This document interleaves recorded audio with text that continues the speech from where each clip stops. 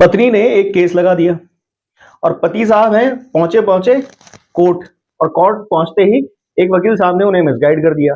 और वकील साहब ने जब उन्हें मिसगाइड किया तो उन्होंने कहा जो पत्नी ने केस लगाए वो सारे लड़ डालो और लड़ते रहो लड़ते रहो लड़ते रहो और कभी खत्म मत होने दो। और यही वानगी रही तो जीवन तो संकट में आ ही रहा है। कभी रिकवरी, कभी अरेस्ट वारंट, कभी 498 में नॉन अवेलेबल कर देते हैं, कभी किसी बात का कंटेम्प्ट लगा देते हैं, कभी किसी बात का कॉस्ट लगा देते हैं।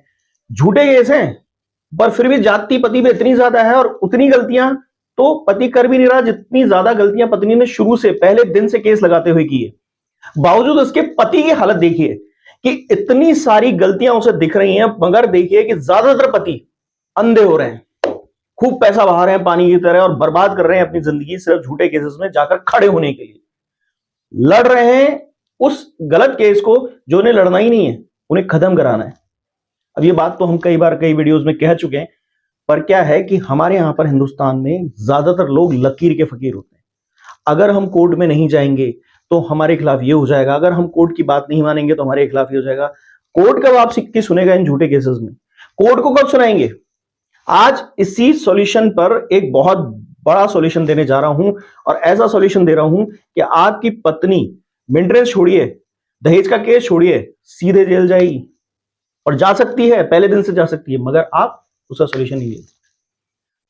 दोस्तों इसीलिए इसीलिए हम हमेशा कोशिश करते हैं कि आप लोगों तक ये एजुकेशनल वीडियोस पहुंचाते रहें, और जो लोग अच्छे तरीके से अपना केस लड़ना चाहते हैं उनके लिए कोर्सेज एजुकेशन के फॉर्म में हम देते हैं। ये झूठे केसेस के खिलाफ एक मिशन है, और ये इस तरह का सॉल्यूशन देने वाली चीज है जिससे अब बहुत लोगों को राहत मिल चुकी है। काफी लोग अपने केसेस से रिलीफ पा चुके हैं और काफी केसेस जो हैं वो खत्म कर चुके हैं। आप भी अगर इन कोर्सेज का हिस्सा होना चाहते हैं और अपने केस में बेहतरी और परफॉर्मेंस चाहते हैं, चाहे खुद लड़ें चाहे आप किसी वकील द्वारा लड़ें, पर शानदार जीत अगर आप चाहते हैं तो ये कोर्सेज आपके लिए हैं।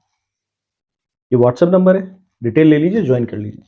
आप कानूनी समस्या में समाधान चाहते हैं, अपॉइंटमेंट बुक कराइए और फिर उसके बाद दिए गए टाइम पर आपको कॉल आएगी, सॉल्यूशन देने की मैं कोशिश पूरी करूंगा आपको। अब हम बात करते हैं आज के इस मैटर की।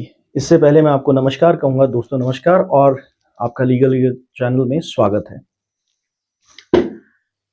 सीधी सीधी बात समझिए, आपकी पत्नी एक एफिडेविट नाम का सब्जेक्ट लेके घूमती है, हर जगह शपथ पत्र देती है। आपको शायद याद होगा, फिल्मों में देखा होगा, अब तो आप काफी बड़े हो गए, जब छोटे थे तब देखते थे कि गीता, कुरान या बाइबल पे हाथ रख के कोई आदमी गवाही देता था और या फिर अपने ही केस में गवाही लगाता था। बाद में लोग अक्सर पलटने लग गए, इसका सॉल्यूशन निकाल लिया, तो इसलिए एक लिखित शपथ उनसे ली जाने लगी जिसको हम शपथ पत्र या एफिडेविट कहने लगे। इस एफिडेविट के हिसाब से कुछ कानून बनाए गए, और इन कानूनों का मतलब यह था कि जब भी कोई आदमी अपने बयान पिटीशन में लिखकर देगा, अपनी घटना जो है पिटीशन में लिख के देगा और केस लगाएगा, तो ये उसकी जिम्मेदारी है कि वो गलत इंफॉर्मेशन देके किसी आदमी के खिलाफ झूठा केस नहीं लगा सकता। और इस एफिडेविट की वैल्यू ये होती है कि अगर वो एफिडेविट के अनुसार दी गई इंफॉर्मेशन अगर रेस्पोंडेंट या किसी तरह से कोर्ट को पता चल जाता है कि रेस्पोंडेंट ने बताया या कोई और बता देता है या खुद कोर्ट को पता चल जाता है कि पिटिशनर झूठ बोल रहा है, तो उसके खिलाफ तुरंत 340 सीआरपीसी की कार्रवाई करना जरूरी होता है।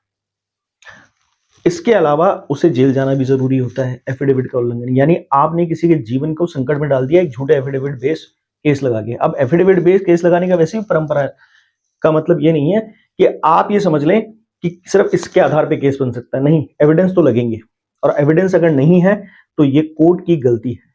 कोर्ट पूरी तरह से आपके साथ बेईमानी कर रही है। जी हाँ, मैंने बिल्कुल सही कहा। अगर कोर्ट ने किसी भी एफिडेविट बेस्ड पिटीशन, खासतौर से क्रिमिनल केसेस के अंदर या सीआरपीसी के किसी केस के अंदर, जैसे 125 सीआरपीसी होता है, उसमें उस एफिडेविट में लिखी बातों की सत्यता की जांच किए बगैर केस लिया है, तो पूरी तरह से ये कोर्ट की भी गलती है। तो ऐसी सूरत में अब आपको क्या करना चाहिए? ऐसी सूरत में आपको ये करना चाहिए जो गलतियां पति हमेशा मेंटेनेंस केस में करते हैं, और वहां पर उनके पास अपॉर्चुनिटी होती है 498A, आपका डीवी 125 या कोई भी मेंटेनेंस का केस, वो सब खारिज करा सकते हो। क्योंकि रजनीश वर्सेस नेहा ने आपको एक प्रोविजन दिया है कि एफिडेविट के अंदर किसी भी तरह का कोई भी गलत इंफॉर्मेशन देने पर कंटेम्प्ट ऑफ सुप्रीम कोर्ट का केस लगाया जा सकता है। सामने इधर रजनीश वर्सेस नेहा का आप कंटेंट रख लीजिए, जो ओरिजिनल है सब ऑनलाइन मिल रहा है। उसको सामने रख के और अपनी पत्नी का रख दीजिए, खूब सारी गलतियां निकलेंगी। और कुछ चीजें जो हैं उनके खिलाफ आपके पास सबूत भी हैं, कुछ चीजें हैं जो उसने कोर्ट में पेश नहीं की। इन सब चीजों को बकायदा आप कोर्ट के अंदर बकायदा दे दीजिए और इस आधार पे दीजिए कंटेम्प्ट ऑफ सुप्रीम कोर्ट की एप्लीकेशन बना के कि ये कंटेम्प्ट ऑफ कोर्ट है और इसके अंदर अच्छी खासी जेल जाने की सजा भी होती है, क्योंकि इसी के थ्रू आपको 340 सीआरपीसी भी एक्टिवेट कराना है। जब वो कंटेम्प्ट लगा दिया, कोर्ट ने एक्सेप्ट कर लिया, तो 340 सीआरपीसी भी लगा दी। अब बुरी अवस्था पे आ जाते हैं, काफी निराश और हताश लोग पहले इसी बात को सोचते हैं, नेगेटिव पहले सोच लें। तो नेगेटिव ये है कि ज्यादा से ज्यादा क्या करेगा, कोर्ट आपकी एप्लीकेशन को खारिज कर देगा या लेगा नहीं। तो उस सूरत में आप बकायदा कहीं और अपील कर सकते हैं या इस केस को कहीं और दर्ज करा सकते हैं और बहुत सारे ऑप्शंस हैं। तो इस तरह से अगर आप करते हैं तो आपकी पत्नी मेंटेनेंस लेना दूर की बात है, जेल जाने से बचने के लिए आपसे हाथ जोड़ के सेटलमेंट करने के लिए पीछे-पीछे भागेगी। मगर ध्यान रखिए, इस सॉल्यूशन के बाद ऐसा ना करें कि वो उधर हाथ जोड़े, उधर आपने कहा कोई बात नहीं। जैसे ही आप पीछे हटेंगे, फिर वो पलट के वापस वार करेगी, क्योंकि उसमें वो चालाकी यही करेगी कि आप अपना केस वापस ले लें और मैं हर तरह के समझौते के लिए तैयार हूँ। समझौता होने के बाद 1 डेढ़ साल बाद फिर आप पे सारे केस लगा देगी। तो ऐसी पत्नियों को जेल भेजने में ज़्यादा सुविधा आपके लिए रहेगी। वो चली गई जेल तो आपका एक्विटल होना तय है, बिना मेंटेनेंस के, बिना एलिमनी के, और ये सारे केसेस खारिज होने का ज़्यादा से ज़्यादा 6-8 महीने का खेल है। क्योंकि कंटेम्प्ट ऑफ सुप्रीम कोर्ट जो है, वो हमेशा प्राइमा फेसी वैल्यू पे लगता है, तो 1-2 हियरिंग मान लीजिए, ज़्यादा से ज़्यादा 4-5 हियरिंग मान लीजिए, यानी कि महीने 2 महीने के अंदर ये फैसला आ जाएगा। आसानी से केस से बाहर आएँगे। जो केस के अंदर आपने ये सब 340 और कंटेम्प्ट ऑफ सुप्रीम कोर्ट लगाया, वो केस खारिज हो जाएगा, चाहे वो मेंटेनेंस का केस हो। अब अगर ये वीडियो समझ में आया ना, तो लाइक कीजिएगा, शेयर कर दीजिएगा उन लोगों को जो आपकी तरह पीड़ित हैं, सब्सक्राइब कर दीजिएगा और कमेंट सेक्शन में ज़रूर बताइएगा, अब भी यहाँ पर हाथ पे हाथ धरे बैठे रहेंगे, वीडियो स्वाइप करते रहेंगे या फिर जाकर कुछ करेंगे भी? हिम्मत दिखाओ भाई, बहुत ज़रूरत है आप लोगों को हिम्मत दिखाने की। Thank you.